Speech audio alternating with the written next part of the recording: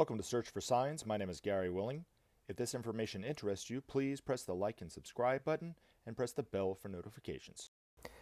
It is amazing to me that you take an event like a crime scene or a car accident, right? And you have 10 witnesses, all from different vantage points. They will all draw different conclusions, some of them closer to others, and some of them could be totally different than the other person, but yet they're all viewing the same event. Now, any real investigator who's worth his weight in gold would not limit an investigation and take one person's testimony as truth. They're going to get as much information from all the different viewpoints so that they can fit the puzzle together for themselves, hopefully look at it without any kind of prejudice, and look at it in a way of the open mind where they can actually start to piece the facts together, where they can actually come up with what probably more than likely really happened. Now, it's also surprising to me that we all don't do this for ourselves when it comes to our political views, our religious views, and so forth. More than likely, what happens is we come up with our own interpretation of something, or we listen to somebody else's, interpretation, and we take that as truth or whatever. And we then refuse to listen to somebody else's side that might be somewhat close or totally different than what you're thinking is true. Now, why am I saying this? Well, you can take it and you can look at, let's say, the Bible, right? You can have 5 different people read the same biblical passage and get 5 different interpretations, some closer than others, some might be totally different than others. Now, who's speaking the truth and who isn't? That's really the question, right? And I've always been under the assumption that when it comes to the Bible or any kind of real spiritual text, you have to intuit the answer. And oftentimes, more often than not, it takes days, weeks, months, years, almost a lifetime, whatever it is, to really ascertain what that what that person was meaning, whether it was in the Bible or some other kind of spiritual text.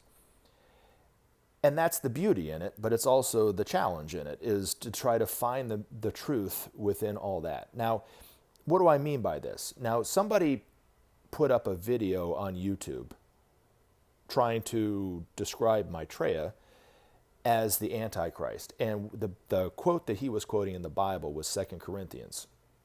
And the quote says, "Even Satan will disguise himself can disguise himself as an angel of light." Now, in this person's view of what that said, that must mean, because it was written in Corinthians, that Paul meant that Maitreya was going to come out before Jesus as the Antichrist, and that he's going to fool all the nations of the world, just like it's written in the Bible, before Jesus comes down from the clouds, because Maitreya, or actually, as well as Benjamin Creme talking about Maitreya, because Maitreya says that humanity can create peace if we just learn to share the world's resources. Now, I take that biblical passage in a totally different way. When I read that, I think what Paul was trying to say is you need to check your motives. That in a world where we're taught either directly or indirectly to be an individual, to get ahead, to look out for number one and so forth, it's very, very hard to live a selfless life and by thought, word, and deed, and to truly live harmlessly when you've been educated your whole life to be an individual and to look out for yourself. And it's much easier to harm people than it is to be harmless. And you have to check your motives, right? So I hear this all the time from people, that maybe were trying to get promoted in their job or trying to move up in the church or some kind of spiritual organization or through politics. They might say it on TV that God led them to try to move up, right? I'm not saying that what they didn't have wasn't true, but it would be wise for them to check their motives to see if it truly is coming from God or if it's nothing more than their own spiritual or their own personal ambition. And this is for everybody. I'm including myself in this as well. And even when we're trying to help people, oftentimes we're actually harming them. And we have to really look at our motives. Are we being selfless, or are we really being selfish? Is our Satan, our selfish nature, disguising itself as a good deed or as an angel of light? That's what I think Paul was making. I don't think it, by any stretch of the imagination, that Paul, several thousand years ago, was describing Maitreya or somebody like him as an antichrist based on what he was saying right there. I think he was saying this to the people of his time. Hey, you need to check your motives. Now, they didn't have psychoanalysis back then. And even the word mind probably didn't exist in their vocabulary. Or emotions, or dysfunction, or anything that, all the buzzwords that we use psychologically today, they didn't have those kind of vocabulary back then.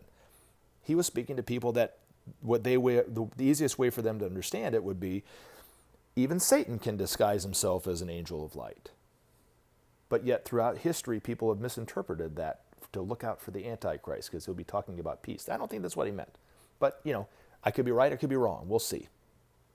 Now, people have always quoted the Bible to try to justify the fact that they see Maitreya and what Maitreya stands for as evil. And the funny thing is, oftentimes when I read these quotes that people put up, and I read it in a different way, I actually think they're almost confirming what Maitreya is doing and the work that he's doing and so forth. Now, what do I mean?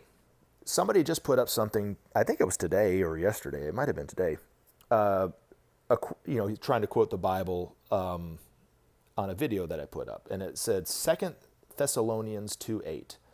And the quote in the Bible says, "And then shall that wicked be revealed, when the Lord shall consume with the spirit of his mouth, and shall destroy with the brightness of his coming." Now, this person, and I'm not trying to put words in their mouth, but I got a pretty good chance, if I'm interpreting why they put this up there, their motives of putting this up there, is they're saying that Maitreya is the Antichrist based on 2 Thessalonians. And to watch out, because here comes, Jesus is going to come from the clouds right after Maitreya fools all the nations as being really wicked, and by consuming with the spirit of his mouth, and will destroy with the brightness of his coming. Now, I think Thessalonians is not only talking about what Jesus did 2,000 years ago, but also what Maitreya is doing today. Jesus 2,000 years ago did this exact same thing. He exposed the selfish establishment of the time of not fulfilling the needs of the people. But he did it through the spirit of his mouth, through the love of his words, and the light of his words, by the brightness of his coming. But Jesus by no means was standing up for the status quo. He never did. And why people think that the Christ will do that today boggles my mind too.